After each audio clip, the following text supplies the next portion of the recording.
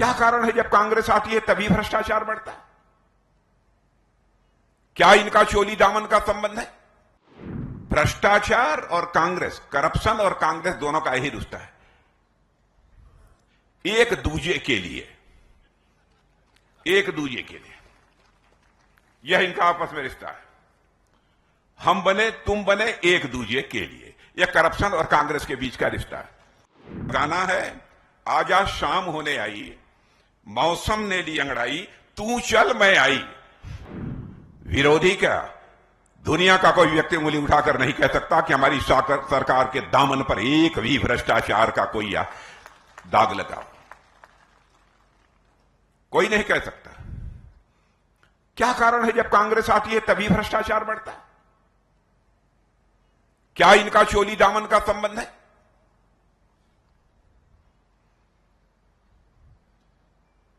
मैंने एक फिल्म देखी थी बचपन में, पता नहीं आप लोगों ने देखी है, देखते हैं कि नहीं देखे हैं।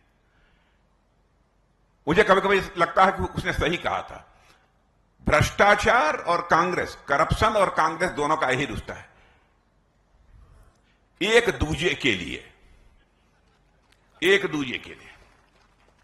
यह इनका आपस में रिश्ता है। हम बने तुम बने एक दूजे के लिए, यह करप्शन और कांग्रेस के बीच का रिश्ता है। यह हालत है इनकी। एक फिल्म शायद आप लोगों ने देखी होगी, उस फिल्म का नाम था मैंने प्यार किया। कितने लोगों ने देखा है? नौजवानों ने किया? सबने देखा है।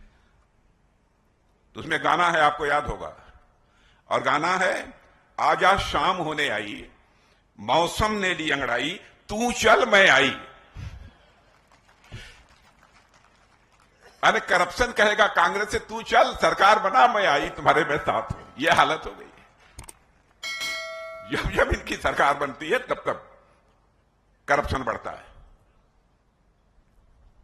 लेकिन हमारी सरकार 10 वर्षों से बनी है, मोदी जी के नेतृत्व में, एक भी भ्रष्टाचार का आरोप नहीं लगा। और मैं दावे के साथ कह सकता हूं, सरकार कैसे चलाई जाती है इसकी कला यदि किसी के पास है इस हिंदुस्तान की राजनीति में, तो भारतीय जनता पार्टी के पास है मेरे बहनों भाई। कैसे चलाई जाती है हम लोग अच्छी तरह जानते हैं। फिर भी कांग्रेस के लोग अनाप शनाप अनर्गल आरोप भारतीय जनता पार्टी के ऊपर चस्पा करने की कोशिश करते हैं। जिस तरीके से सामाजिक सशक्तिकरण के लिए, यानी सोशल इंपावरमेंट के लिए हमारी सरकार ने काम किया है, कोई कल्पना भी नहीं कर सकता। क्या कभी किसी ने सोचा था कि वह भी दिन आएगा कि भारत में कोई ऐसा प्रधानमंत्री होगा जो कहेगा कि भारत में रहने वाले एक भी व्यक्ति ऐसा शेष नहीं बचेगा जिसकी छत पक्की न हो मेरे बहने भाइयों? और यह करके दिखा दिया। और मैं आज आश्वस्त आपको करना चाहता हूं, यदि कोई ऐसा बचा होगा तो उसको भी पक्का छत मुहैया होकर रहेगा। राजस्थान की हालत तो मैं जानता हूं, मैंने प्रत्यक्ष अपनी आंखों से देखा है। यहां की माताओं बहनों को पानी लेने के लिए मीलों दूर जाना पड़ता था। घड़े पर घड़ा भरा हुआ पानी लेकर आते हुए राजस्थान की माताओं बहनों को हमने देखा।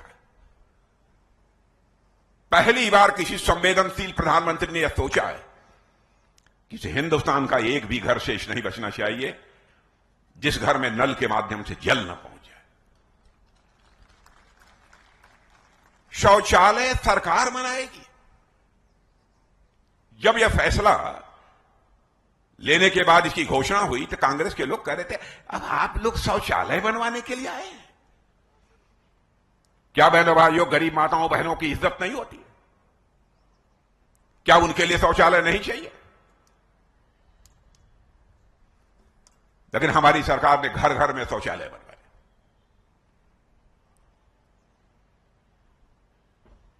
हमने हर गरीब की चिंता की है, क्योंकि हम यह मानते हैं जब तक हर व्यक्ति गरीबी से मुक्त नहीं होगा तब तक हम भारत को जैसा सशक्त भारत बनाना चाहते हैं वैसा सशक्त भारत बनाने का स्वप्न भी हमारा किसी भी सूरत में साकार नहीं हो सकता। कई कदम ऐसे उठाए। किसानों का जहां तक प्रश्न है, किसानों को 6,000 रुपए की आर्थिक सहायता दी जा रही है प्रतिवर्ष। क्या किसानों की बहुत सारी न्यूनतम आवश्यकताएं उसके कारण पूरी नहीं होती हैं? कभी केवल एक बोरी खाद के लिए उसकी फसल जितनी खेत में पैदा होनी चाहिए वो नहीं पैदा हो पाती थी, उसकी कमी के कारण। कम से कम यह तो पूरा कर लेगा, बीज तो कम से कम खरीद लेगा। छोटी छोटी बातों का ध्यान यदि पहली बार किसी ने किया है तो बहनों भाइयों, यह हमारी सरकार ने किया है।